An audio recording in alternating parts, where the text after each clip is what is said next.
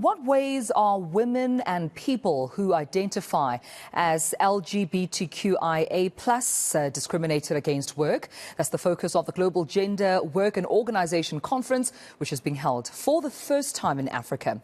But to tell us more about it, I'm joined by the Research Chair of Women at Work at Stellenbosch Business School, Professor Anita Bosch joins me this morning. And thank you so much, Prof, for your time. A very warm good morning to you. I think that's a very significant question in terms of the plight of women and those who identify as LGBTQIA+. I mean, what are their experiences at the workplace? This has been an age-old question since the dawn of the modern workplace where family and work is separated.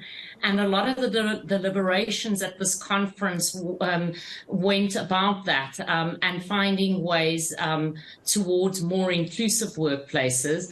Obviously, the issue of gender is much wider than women, but also the conference focused a lot. And in fact, right as I'm speaking, there's a panel on work-family integration and how to best do that and how organizations are actually advancing their own practices. So the conference has been multifaceted, covering over 300 papers and really trying to deconstruct, but also find solutions towards women and other marginalized gender identities. I mean, that's quite an extensive scope of work and research that you're uncovering there at the conference, Prof. Have you found that there's a lack of research when it comes to discrimination at the workplace and its remedies, hence the significance of this conference? Yes, well, what we're finding is that a lot of the journals in which academics can publish often don't want to publish on this work.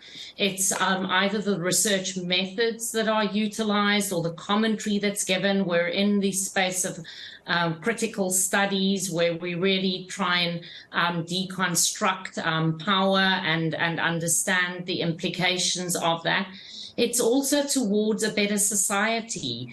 And the positioning that a lot of these papers are taking is how it can support the UN Global Compact and naturally the Sustainable Development Goals, and how women play a massive role in that. Yesterday, we had a paper from Prof. Dorrit Posel, and she spoke about, the differences in the South African structure of family formation and how that plays into women needing to earn proper salaries to look after families, because most of our households in South Africa are headed by women.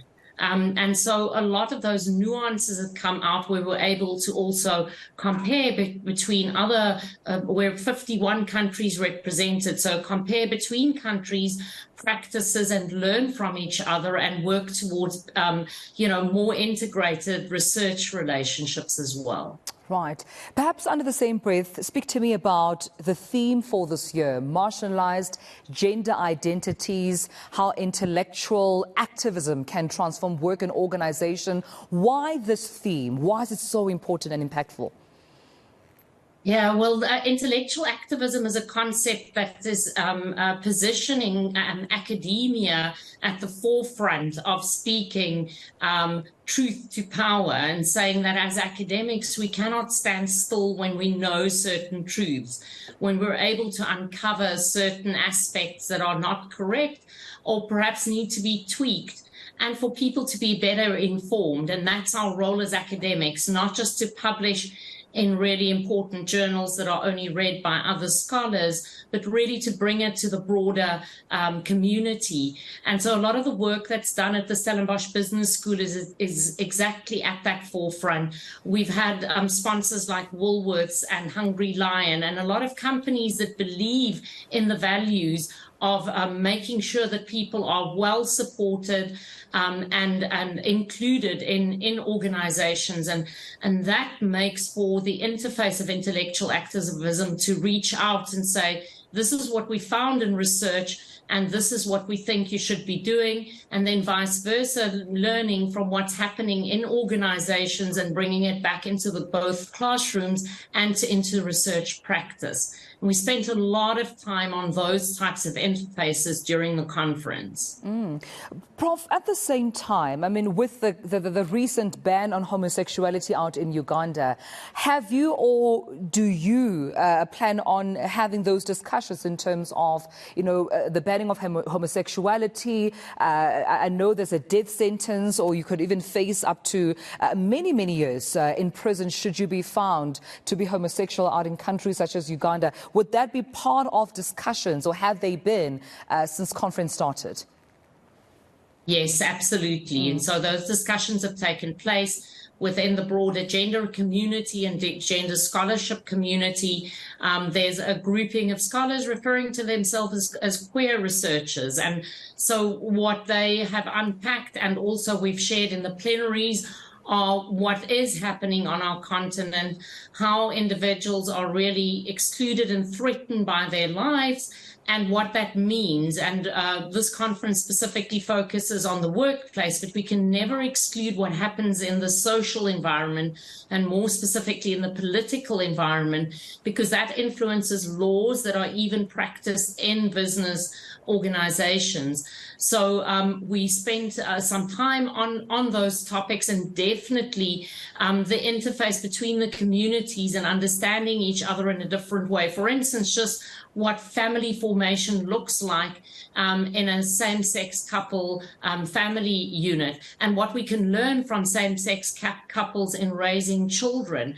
And so there's been fascinating papers on that, and certainly food for thought for researchers that perhaps work in more heteronormative ideals. Yeah, and I'm asking this because we understand the conference is a first in Africa, and I can imagine there's still a lot more to come within the continent, but also a lot more work needing to be done in terms of holding conferences, having conversations, raising awareness, but also those research papers that you advocate as the academia, right? Yes, absolutely. And it's exactly at that interface that we're working very hard. So there's a group of global researchers working on this, but more and more African researchers are also. And so this, the GWO journal and the conference is exactly that type of platform where we invite those thoughts, we interrogate them, and then we try and work towards greater levels of solutions, and educating people to not be afraid because they hold particular biases or were educated in a particular way of thinking, but to broaden their viewpoints and to remember that people are human beings, each requiring a level of dignity and inclusion, whether you believe so morally or not. Well, thank you so much, Professor Anita Bosch, for joining us. And I understand the conference ending today. Wishing you all the best at the conference today. Professor Anita Bosch, the Research Chair of Women at Work at Stellenbosch Business School, speaking to us more, of course, about the Global Gender Work and Organization Conference, GWO, taking place over a period of 3 days from the 28th until today, the 30th of June, 2023.